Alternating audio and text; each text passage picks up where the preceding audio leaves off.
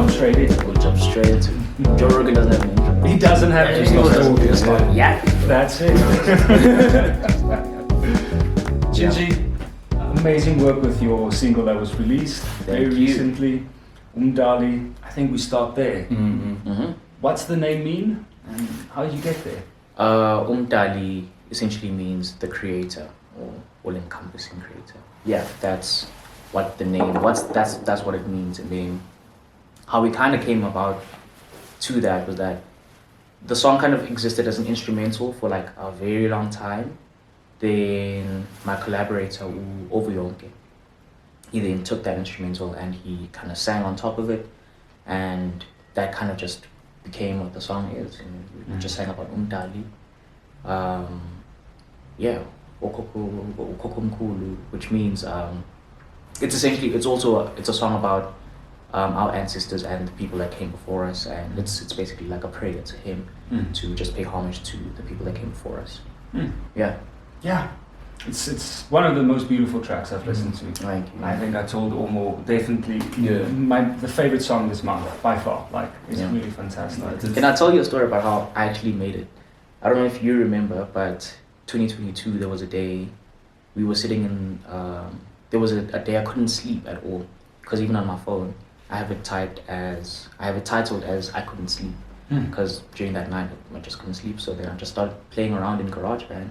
And that's what the instrumental became. Oh, you did it on GarageBand? Yeah, I did it on GarageBand. Yeah. Okay. And that's what it became. It sat on my phone for a bit, and then maybe like a year later or a couple months later, Ovuyonke found it, he sang on top of it. It kind of went viral on TikTok.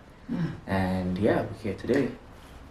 Correct me if I'm wrong, but like this is something you did while you were still in college, no? Yeah. Because I remember hearing it for the first time in the editing suite, just the instrumental. Yes. Is this also the same track that you allowed another one of our friends to use as their sound to their show reel? Different track. That's a different track. Okay. Yeah, this came after all of that because that the one our friend has existed way before Umdali did because that was during the holiday time of December. Oh, okay. All right. One of my other favorite songs that you produced, Marabe Woman. Marabe Woman, yeah. What's the story there? Was that I think you mentioned to me that it was a bit of a, the deadline was getting closer and it just kind of came to you all at once. Yes. Which sounds like this one has been building for a long time. Absolutely. Okay. Yeah. With Marabe Woman, it was a thing of, it first kind of was, I think, an idea I started as a submission that I was supposed to submit to maybe like a collective on Soundcloud where they house a lot of independent and underground producers and artists and stuff. So I'm a bit of a regular on there, so it was that time again. And that deadline was kind of coming up, but it wasn't initially for that in the beginning. I kind of started everything and then I got an opportunity to create a bit of a soundtrack for an artist that was doing an exhibition that needed art. It needed soundtracks that go in with the art, with artworks. Okay. So I kind of just took that idea that kind of became Marabe Woman. I extended it, made it more atmospheric, and submitted that. But then again to the collective on SoundCloud, and it kind of existed outside of that art installation or exhibition, and it existed on the collective and. I kind of just made it my own thing as well, and then it kind of just grew, and that's where it is today as well. Again, Umdali just came out, it's doing very well as well. Like once again, beautiful song. I told him, I sent him a message saying that if it was the right day, like if that song catches me on the right day, I'll fall down to my knees and cry. He laughed at me, but I mean that, like, that's if it catches me in the right emotional space, I would cry. You get what I'm saying? It's such a beautiful song, and I just want to know, like now as I'm not gonna call myself a fan of you, because I'm not a liar. Now I'm joking as a fan of you now, and like almost like my biggest hater. He's my biggest hater. I guess every fan needs one. Every famous person needs one. He's the first person. That's exactly what I said to him. What was it, like 4 years ago now? I said everybody needs a hater, and I'll be your first. But yeah, like what are we waiting for as like Jinji fans now? Like what's the next thing? I think what's next is whatever you can talk about. I don't want you No, of course. There is an EP that, I mean, I've told people personally that, there's projects I'm kind of working on, but there is an EP with the collaborator of that I have with Mdali, Ovionke. We have an EP coming out soon, just in the process of finishing that up. So there's that, and then there's my own music that I'm trying to kind of finish up as well and continue making, which is along the style of Marabi Women, kind of, because I feel like that's what maybe is resonating with people right now. And then, but I kind of feel like I don't want people to get used to me making one type of music, that type of style, a type of music, because I'm not like that. I know that I bounce around with different styles. Bounce. So that's another thing as well. Yeah. I'm trying to do a bounce project as well, but I don't want to do it too extremely, and now you're listening to something so spiritual and very folky, and then now you jumping into a house project. I kind of want to draw the line, or not draw the line, but like connect the dots somehow and be like, okay, be able to do it seamlessly. Exactly. Yeah. So those are the only things kind of that I have planned coming out as far as I can think. EP with Ovionke, my own music coming out. Then I think there's a couple other remixes from other artists that they come out from there as well. Maybe they'll be out by the time this drops, who knows, but that's kind of what's on my to-do list right now. You speak your genres, like what I'm noticing is that you have a very broad spectrum of genres. You're very good at a lot of different approaches to music. What's your favorites? Good question. What do you listen to?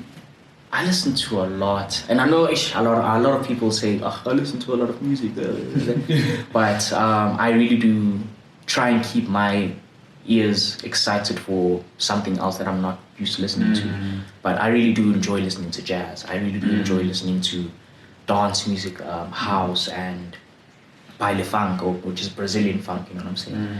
I enjoy listening to all that stuff. I enjoy listening to some indie stuff, I was listening to right now, one of my favorite bands is called The Idols. They're a band from the UK, and they're like a punk rock band. Oh wow! Yeah. So I kind of listen to whatever I feel like lands nicely on my ears. But even if it doesn't, then it's not an opportunity for me to learn what else is out there, like sonically and all that stuff. Maybe I can learn it. Maybe I can just listen to it to enjoy it. Yeah, that's what it is. Yeah. But yeah, jazz, maybe house, dance, neo soul is a big one as well. A lot of hip hop as well.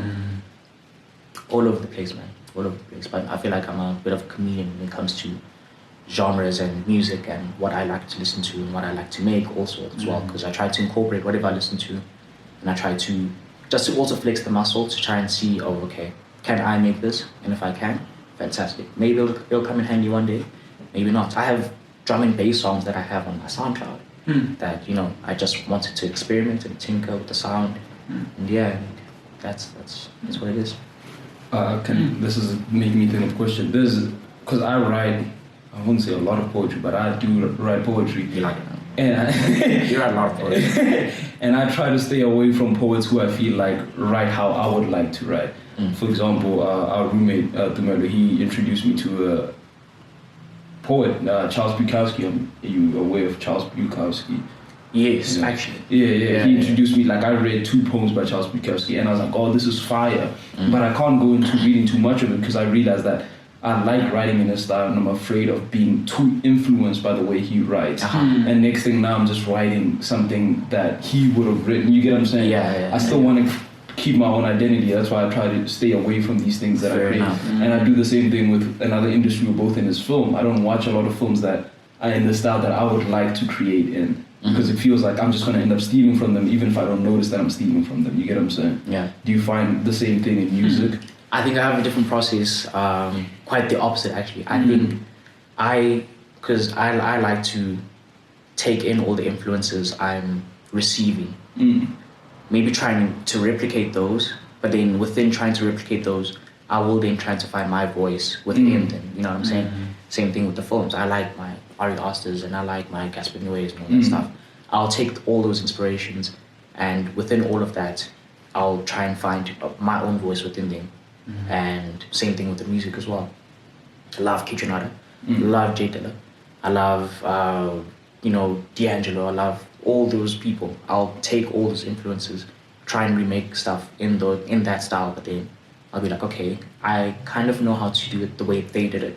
How do I then contextualize that into how I would then do it? So then it's just always trying to find my voice within. Like, you're still always keeping your identity. Absolutely. All these, yeah. That's how I do my thing. I mean, it makes a lot of sense to me. What do people do that does what I like to do successfully? And we'll see how they do it. What makes it successful? And I understand also your approach, because you don't want to just become a copy, obviously not. 100%, yeah. But I think you must try, you just be smart about it in the sense that the elements that makes it successful, we keep that, and then everything else that makes it what it is, the personality of the thing becomes you. Yeah. I think it's more of a technical thing as well, because that's how I also started to make beats or music. I would start to remake stuff. I would hear whatever I was listening to at the time. I tried to remake those in whatever program I was doing it in, just to learn how to make beats, you know what I'm saying? And then only afterwards where I'm like, okay, I feel comfortable within whatever I'm doing. Let me just try and be original now. Yeah. You mentioned film. You also in the film industry. Absolutely. You're also a filmmaker. Yes. Tell me about the projects. What have you been working on? Personally, nothing much. There was a film in development that we were trying to get off the ground last year, but that kind of fell to the wayside. We're gonna pick it up a little bit. But me and Omo always talking about making films. So we're trying to maybe come up with something so we can, shoot. Also exercise that muscle, because it's been it's been dormant for too long. It's been quiet for a long while. But other than that, I work as a film worker. So I've been working on a couple of movies here and there, on set and post. My specialty is sound, so I'll be the soundie for you, whatever on set or on post. So I did a movie earlier this year on set, and I did post on another one. I feel like maybe there might be another one in development. So I'm always just trying to find an opportunity for me to not just hone in my skill, but then also just like flex a little bit, and also just make money from it, because I'm trying to get paid. We're all trying to get paid. But it's also just like trying to find my footing in the industry. It hasn't been easy. I won't say that it's been easy or anything, but man, I'm trying. I'm just trying to find opportunities wherever I can, connect with people, see where that opportunity or that connection might take me. If it leads to another person that might know that, or that might think they need my services, then so be it.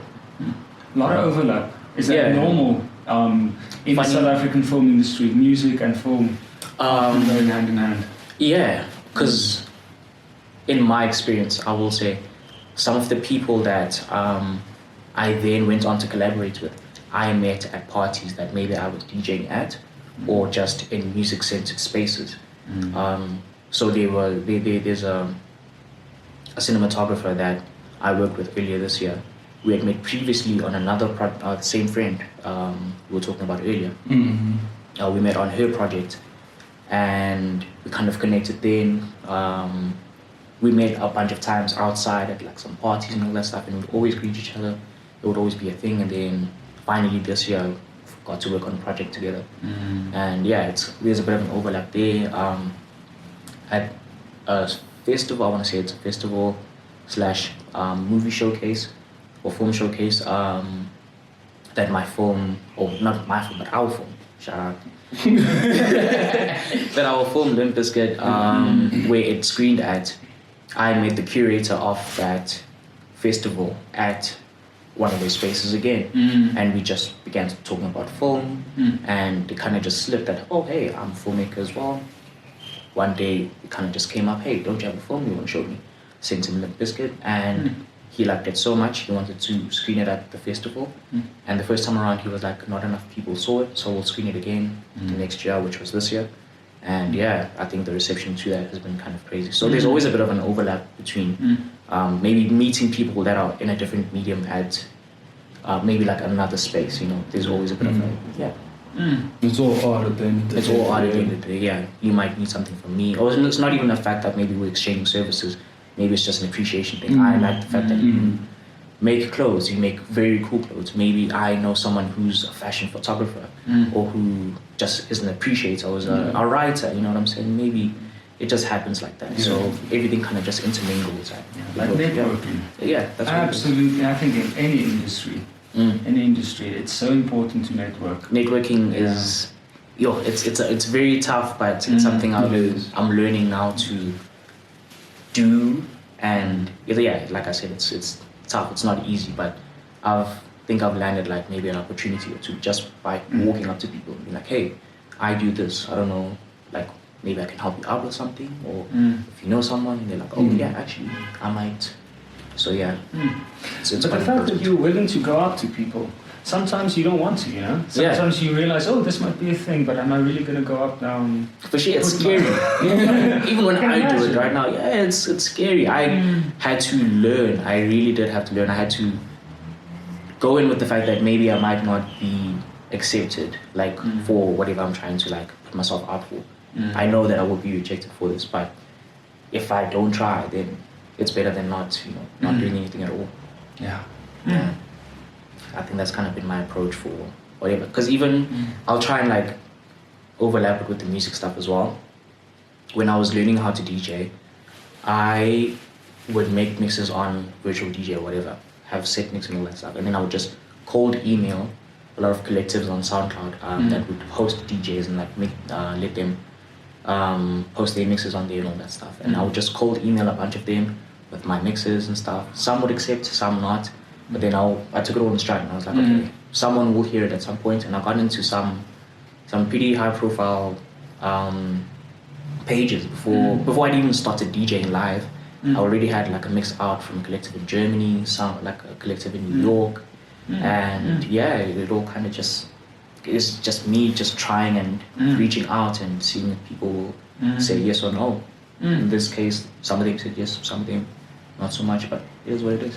It is what it is, and you keep just pushing it. Where you get your energy from to keep at it? I don't know. I think it's a passion. Yeah, it's a passion. It's what it is. It's just a passion, man. There's nothing. I wouldn't say there's anything tangible in real life that's really driving me. I think it's just my love for it as well. Yeah, same thing with the film stuff. I really just want to make films because I really love films. You just like it. I just like it, man. That's what it is. And I think you're very fortunate that you can take something you love, make it into your living. Very fortunate. Very. A lot of people don't have the opportunity. I have that. That's just what it is. Yeah. Because you're able to do something like that yourself. With the martial arts. Yeah. I remember a while back, one of the students' parents asked me, how many classes have you taught today? I'm like, this is the one about to come is number 3. And like, oh, that's such a long one. I'm like, actually, this is one of the shorter ones. It's like, how do you get the energy for this? And I remember I enjoy it. Yeah. I enjoy it. Yeah, sometimes teaching is exhausting. Sometimes you handle complicated social situations, but you handle them and you get better. But the fact that I just like engaging in martial arts. I'm teaching martial arts. I'm practicing martial arts. Now I'm doing this thing. It's all martial arts. I love it. It. Your genre comments got me thinking, especially amongst your traditional martial artists, but also modern styles, your Muay Thai guys and so on.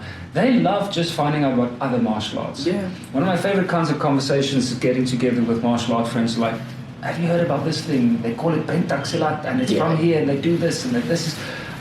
I think it's fascinating, and I'm very nerdy. Absolutely. But that passion just keeps making you keep your eyes open for opportunities. I mean, obviously, I've always known what Brazilian Jiu-Jitsu is because I love martial arts. Then I met a guy who needed a place to teach Brazilian Jiu-Jitsu, and he just told me, it is Brazilian Jiu-Jitsu, and from the Gracie Barra lineage and so on. I knew exactly what that meant. Yeah. Not because I've ever done it, just because I know what's up. Because I like this kind of stuff. And opportunities do come up, man. You just have to keep pushing it. You really just have to, man. Also, I think it's being willing to be just a student of whatever thing you're part of as well. The perpetual student thing. You always have to be willing to learn be willing to be open to new experiences, and and be willing to be bad at it in the beginning. Yes, but people, I feel like people are afraid of being bad at something because you want to go into something and like excel at it the first time around, which is really not realistic. It's not gonna happen all the time. But yeah, man, like you have to. I sucked. When I started making stuff, I sucked. Still do.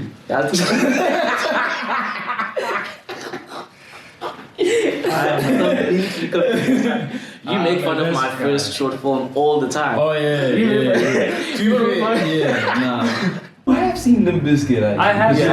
We came over. Yeah, you came over. You watched it with us. I was actually sitting there with you two and the guy who played the lead. Yeah. All of us. Don was it's there. like a screening. Like with the stars. I really enjoyed it. We closed the curtains and everything. Yes, that was super cool. Yeah. It's a good short film. It's a really good short film, and it digs up a few things. Just We all went to what's it called? All boys schools. You and I, and I just wanna again. I think we've had this conversation before, but I want to get it now. That were you thinking about those things, about the dangers of initiation? What's it called? I feel like there's a word for it. Hazing. Hazing. There we go. Oh yeah. Yeah, like is that something you were thinking about when you came up with the concept? No. Yeah. Nah. I think similar to your experience as well. We kind of found the meaning of the film after everything. Long after we've done. Long after. Only then did we like find, this is what the implicit meaning is, and this is what it's commenting on. But at the time, I kind of just wanted to make the craziest film I could think of because I was watching a lot of Ari Aster. I was watching a lot of Yorgos Lanthimos films. It's my favorite director. I was watching a lot of Gaspar Noé. I was watching a lot of Bertrand Mandinko. And those are all like art housey kind of films. And I was like, I feel like I want to make an art house film. Yeah. And I don't think I made an art house film, but I maybe made something as best as I could. You're kind of getting the that's all I was thinking at the time. I was like, I want to make something like these guys, which then goes back to the whole process thing as well, right? Yeah. I kind of want to make the same thing and then try and find my voice somewhere in between that. So that's what I was thinking the whole time. Let me just make the craziest thing I can. It's my last opportunity because that's what was kind of instilled in us as well. Like, hey, once you get into this industry, you kind of won't really make the stuff you really want to make. Yeah, so just do what you want to make. Just do what you want to make. And luckily enough, when I pitched the idea, everyone kind of was like, that's interesting actually.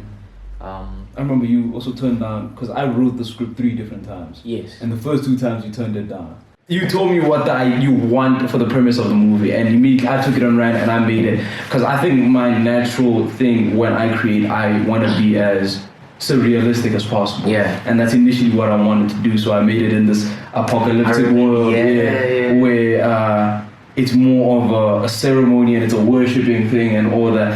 And Bombs read it, like he didn't even finish reading. He's like, nah, this is not what I'm going for. Like if you know what you're looking for. And he's like, nah, I want it to be like a normal school and all this. And I was like, cool. So it's these boys who are in the school, they're being hazed. And their principal is a cult master and he kidnaps boys, and Bond's like, no, that's not what I want. Because I low-key did like that version of the script. I just didn't think we could pull it off because it did feel like a little big budgety, and I was like, okay, because it had traps and everything, and I'm like, there was traps. It was because in my mind as well, because like the location we ended up getting as well was very different from the location I had in my mind when I was writing it. Because the location I had in my mind was I was thinking of my old high school, where it's these long hallways where you have to, you can't just hide. If like you're here and someone comes around the corner, you have to run the length of this hallway before they can't. Like I was thinking about the spookiness of that. You get that at night and all that. And the mom's like, again, nah. And I just kept bringing it in, and like eventually we got to where we got. And I think it's brilliant. I think you guys did a fantastic job. We made a dope ass movie. You guys definitely did. You did. One day as well. Yeah, we did it all overnight. Yeah. Say, I'm so sorry to the people I put through all of that. I can only imagine. That's a long day. Did I ever tell you there was a big fight that broke out on that set? I'm not surprised. guys are exhausted. They wanted to change my script on the spot, and I wasn't having it. Really. So you were in the middle of it. Yo, I was getting angry. I was getting angry. I hated everybody on that, including him. Yeah, I wasn't happy. Because something, even with me, they tried to change something, even at the end. The producer, Diolante, shout out Diolante. She wanted to change some stuff. Amazing producer. Amazing, she's fantastic. But she wanted to change some things because they just didn't make sense to her. And I was like, no, I can already see this in edit. This is how I want it to end. And she's like, no, but that's not going to... Trust me. Forget what the script says. But I'm following the script. This is what it says. I know what I want, and I know how this is gonna turn out. The fact that it's open-ended kind of... She wanted a clearer ending. And that's not what I wanted. I wanted it to be kind of open and to, our advantage, our benefit. Like, it would turn out... Yes. Well. No, I'm trying to think of that script with a different ending from what I saw. I can't imagine it. The ending is really what brings the whole thing as one. But there's a big difference between... I love the film industry, but the whole working in a team thing, because when it's just you're arguing with yourself, and that's okay. You're making your own decisions, but now it's a team thing, and everybody's heart and soul is into this thing. Yeah, and also that tiredness thing. That's something that I didn't realize until I was on set. Because you're on set for like sometimes 16 to 18 hours. It happens. I don't know if I mentioned this in a previous podcast, but I remember middle of the whole season of trying to shoot this thing, coming back home 3 a.m, quickly showered, munched something, lied on. I didn't even get under the covers. And then I got up, and as I got up to start the new day, my father was getting ready for his day. His day was starting, and he looked at me, he's like, what are you doing? I'm like, oh, we're on set. That's just what it is. And now you have zero sleep, and now you're gonna have to keep on top of your game, and everybody's already on edge there, and this thing, and then sort of small things keep going wrong. I think being a director, directing that whole shoot, insane. That's not easy. You really do have to be a team player to be into like something like film, you know what I'm saying? Similar experience to what you just explained now. On the film I was on earlier this year, it was a similar situation where we were doing night shoots, and there were times I'd get home maybe at like 4 or 5. And the one time I get back home, and my girlfriend, I was staying with her at the time, and I'm doing dishes, just trying to like make sure that before she now leaves, everything's kind of prim and proper. And she wakes up and she gets ready for work, and I had just come back, and I was like, oh, this is the difference is absolutely insane. That like I can come back from my working day, preparing myself to go to sleep while someone else is getting ready for theirs, and it's a whole different. We have to really be built different. I did not do the dishes. Let me say. No, this guy. The fact that you choose to clean up. I'm impressed. I try my best. No, good on you, man. Remember that set where, I don't think I can say the brand, but like the set with the celebrities singer who kind of didn't like us, rapper. He didn't. He really. Maybe we shouldn't say. I think it was, for me personally, it was the first set I was going to that I was being paid for. That I wasn't doing a favor for a friend or like for hours or anything like that. I was being paid for this one. I don't know about you. It was a huge set. I remember being there. It was the first time. And this is just for like a minute and a half ad, and I was seeing these cameras and these like they closed off the street for us. That at the time we were like, wow, this is crazy. Yeah, and I remember we left the first day. We left home at like 3 a.m. and had to walk to our boss's place because none of us had Uber money at that point. We were walking out like at 3 a.m. We're going there, going to the shoot. Shoot starts around 4 a.m., 4:30, and then we get home around 6, 7. Yeah, and it's like, okay, now we're eating, sleeping, we're waking up. The next day we're showering, and same thing again. Same thing, 2 a.m. Now we're leaving and all that, and that happened for 3-4 days or something like that. Yeah. And I remember around the time you were in a worse situation because you had another set that you had to go to during that whole time, and you had a music gig as well around there. I remember, we can cut this out if you don't want to talk about it. No, we can. He passed out on the toilet. I did. He went to go take a dump and he just passed out on the toilet. Yes. I did. I didn't fall off. I remember one, I'm watching TV and I'm like, Bounce has been gone for a while. And as I'm thinking that, I hear him flushing and coming up. And I'm like, what happened? He's like, I fell asleep. Yes. You're watching TV? Go to bed. I mean, I get that it's fine, but why don't you take good life decisions and sleep more? No, like when you're eating, you want to be watching TV. I don't know. Oh, okay. You gotta eat something. You gotta eat something. Oh my God. Yeah. So, Jinji, to come back to the music industry, I slowly but surely started getting into different genres, and recently I asked you, now literally a few weeks later I realized what a stupid question, but it wasn't. And a lot of people I think that will watch this will think the same, like a simple question like, explain the difference between amapiano and gqom. Yeah, I remember we had that conversation. Now I know, you sent me stuff to listen to, and honestly, like that's the biggest favor you can do yourself, is just listen to an hour and a half of music, and just listen to that genre. When it comes up, you'll never misidentify it again. That whole South African music scene and the circles that you are moving in, it is interesting how I think any genre can do this, film can do this, but music does this. It becomes a bridge between different people, and it can become a very powerful bridge. It takes you going on Spotify, an amazing Spotify, you can listen to anything. Just find a genre that you don't know. In my world, it's been martial arts. I grew up with the martial arts, and my first martial art heroes were the instructors from Mozambique. Shout out to Mozambique instructors. But I mean, I would, as a, that's it. There's some good martial artists in Mozambique. For some reason, I don't know what it is, but have you ever competed with them? Yeah, I lose all the time. I got abused. Yes. No, and I remember being a kid with my little orange belt, first time Mozambique, and it's all these tall guys, and they're so good. They're so good. And never, does it even cross my mind that they're obviously completely different from me. What is your demographic? Who listens to your music? Young people. I make music for people who I'd like to believe want to feel good about themselves.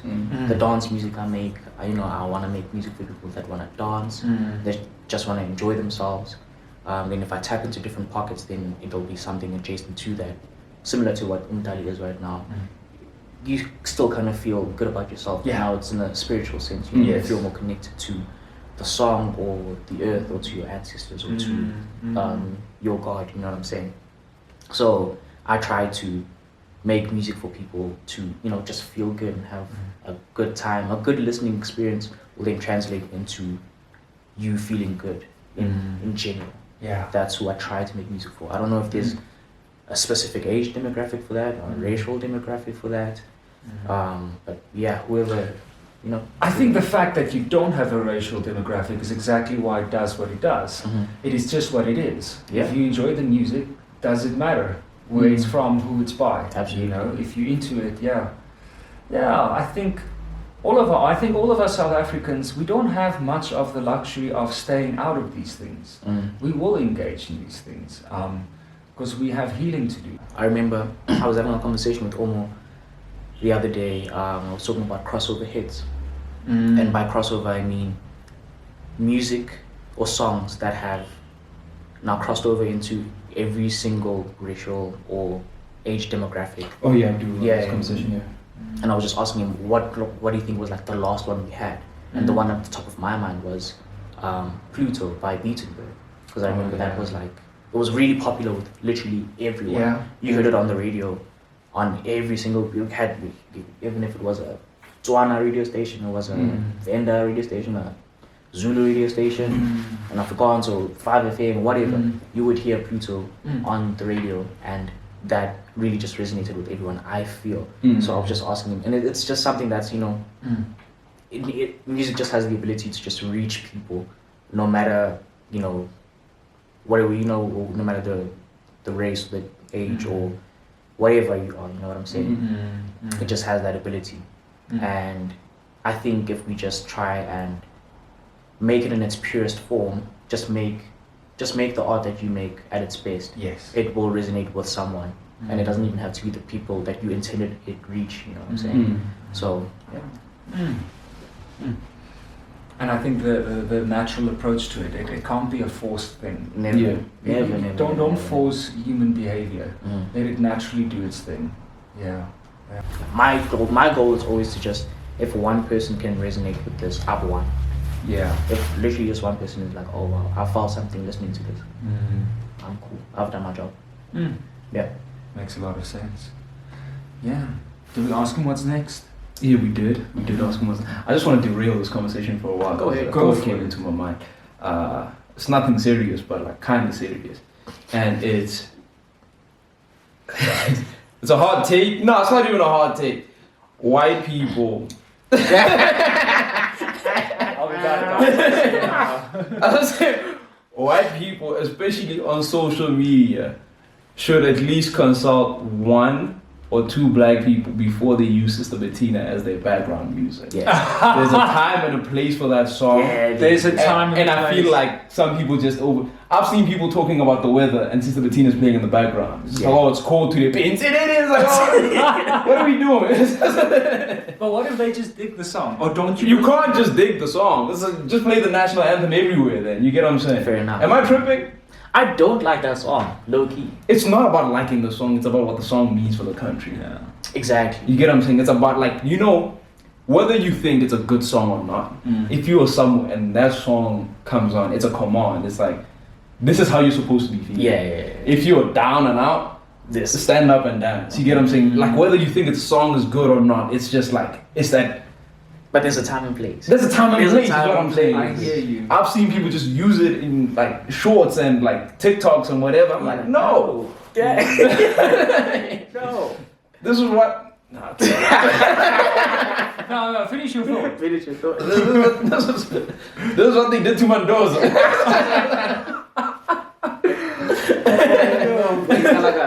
Yes. Oh, but they did do that. They did do that. Yeah. Also another, I guess, crossover hit, Yeah. In a way, yes. Yeah. I mean, like, it was a crossover and then it just crossed over. Yeah, but that's what I mean. That's just like crossover. And it just crossed over. Stay around. It didn't come back home. It just stayed there. It's like, Because what's we know that? this is Mendoza right now. No disrespect to Mendoza, but like, you know what I'm saying? Mendoza, cool. Yeah, he's a dope artist. Great. Yeah, I mean, you can't help what happens. But if I'm at a function and Mendoza comes on, I know what type of function I'm at. Exactly. I think Sure. the context of it also matters because he made Kwaito. You know what I'm saying? Yes. So if you add like an old school-ish kind of party and they're playing a Kwaito set and you happen to hear Mendoza, But that's the right place, that's right the time. right place, Yeah. right time. Mm. If you had an office party, And for some reason, when you got up to dance, then they put Mendoza. Now it's giving. yes, You know, I can get that context. But you guys realize how nuanced it gets for a white South African who doesn't even have these conversations. Like it's. Don't put your guys' hope on people getting this. You hear what I'm saying? Not right away. Just for the only reason is because they haven't had the conversation. This hasn't even crossed their minds. I still think things are gonna change. What's that artist who passed away not that long ago? Costa Teach. Oh yeah. He passed away. 2 years ago. Yeah, 2 years. ago now. Yeah. Wasn't he a bit of a what was your guys' thoughts? I just saw his music and I thought it was interesting. So to me, Costa Titch was just a talented individual because I know that he started out as a dancer, then transitioned into music, started doing some hip hop, and then from hip hop, then started doing some amapiano. So I think he was just an artist, you know what I'm saying? He just loved to express himself. And it's very unfortunate the way that he passed away, but I think for the time that we had him, he just tried to dabble in like whatever he tried. Whatever he wanted to do, he probably just did, you know what I'm saying? And I think that maybe might have allowed for some people to go over onto his side.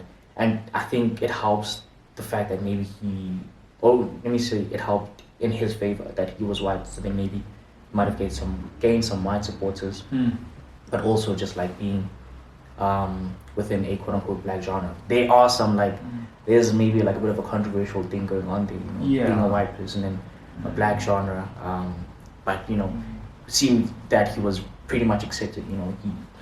That's what I picked up. He was very accepted. I saw an interview with him before he passed. And the question was basically coming down to what you just said, the controversy that there could be.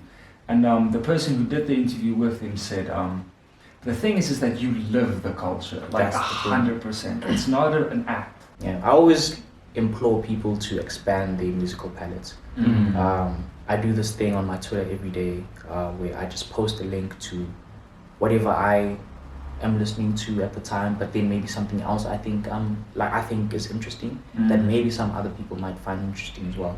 So I just try to get people to, like, you know, listen to other stuff outside of what they probably used to. Yeah. It's very important. I think it is very, very important. You have to expand your horizons, your music, your cultural experience, language experience, all these things. If you're a martial artist, you know, 2 years I think I've been doing jiu-jitsu now. This is my calendar. He knows how long I've been doing things. So I think it's been a year and a half or something like that. Maybe just get to that answer. He knows. Let's say a year and a half. Yeah, it was last year, beginning of last year. And you know, I do striking martial arts, and now I have a black belt and third dan, and nice. Now we do jiu-jitsu, and I'm a white belt. I'm still a white belt. It's rough. It's rough. I got messed up by coach last night. I showed him the video. I'll show you the video. It's funny. I got airborne at one point. Yeah. But you see, it's that thing of being eager to, well, not being eager to fail, but like being willing to fail. So willing to fail. You just get better at what you do. Yeah, you have to suck. You gotta suck, man. You have to suck. I would have loved to step into the Zulu class and already being like a little bit. Stringing sentences together is hard. And people like, nobody's rude about it, but people like do tell me like, you said that wrong. Luckily, mostly people help me out. But if you don't take that in your stride and you laugh with them like, I messed up my words, you know, my tenses were completely wrong. If you're not willing to be there, you will never get better. Absolutely. That's perpetually improving yourself and being willing to start at the bottom. Yeah, man. Jinji, I'm so glad we're here. I'm glad to be here as well. Before the switch up. I'm gonna switch up on my day one. Before the switch up. He's gonna leave us here in the hood. The proverbial hood. The proverbial. We're in Centurion right now. Yeah. No, but like I really enjoy being here. I enjoy having conversations with you guys. I'll just do it any day. Today is just the fact that there's cameras in front of us, but on any other day we're having tea and we're eating fried rice. That's an ideal day, man. I appreciate you. I enjoy having you over. You just reminded me off camera when I met you the first time. Episode 0 for Marshall. When me and you were sitting there, there was a third person and he was right there behind the camera. I mentioned you. I think I put something. You did credit him. I credited you. Yeah, of course. So I have to make it. Just remember it's me. I got you. No, you've been there for Marshall Africa episode 0. Since the beginning, And I think since then we were already starting to think we should get this man in front of the camera at some point. Also, you've reached a bit of a milestone, no? Don't you like have how many subscribers? I should check. No, I actually one of my students found me on YouTube. And he's like, I saw your channel. I'm like, oh, very good, thank you.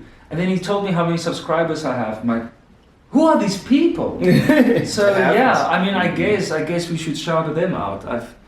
Appreciate you. It's very bizarre to have people watch this because of course I make this for people, but I kind of make it because I want to make it. Yeah, exactly. And it's just the byproduct of people just watching them.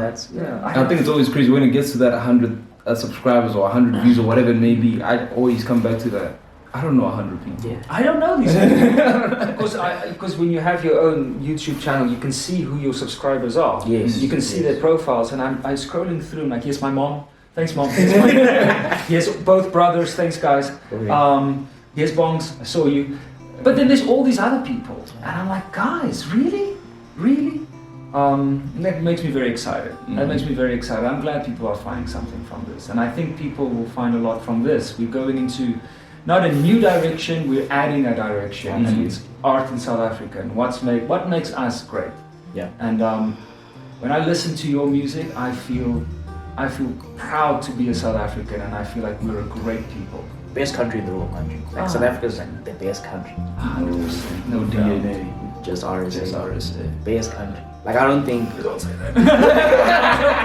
a good one. It's a good one. You know me. I don't like mainstream. It's too mainstream. I don't like it. But no, there's was real pretentious. very Real pretentious. Wow, Yeah. really? Yeah.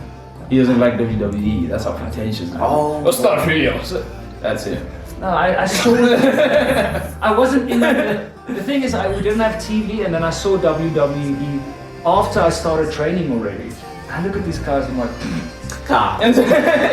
what's this? It's the beauty of it. And exactly, it's the beauty of it. I'm just too pretentious. Fair enough. Like if you're watching some like Jean-Luc Godard, I'm like, oh, French New Wave. You don't get this. French New Wave. Oh man, yeah. But I appreciate you coming on so much. I appreciate you. Yeah. Thank you. Hope to see the granule. Hope to see the granule. Hope to see the channel grow. I hope to see the channel grow even bigger than what it is right now. Yeah, man. Hopefully more people that you don't know keep watching this. That's what I want. And yeah, shout out to bigger success, to growth. So we're calling it there? We'll call it. Call it there. Dog, I appreciate you. Ah no! This is on camera. You don't get no love from this. On camera. Thanks very much for sharing. Thank you. On camera. Just in case the switch up happens, I can just The switch up, yeah. yeah. I got him one. I got it once. I got it. This is the day one I switched up on. You'll see why.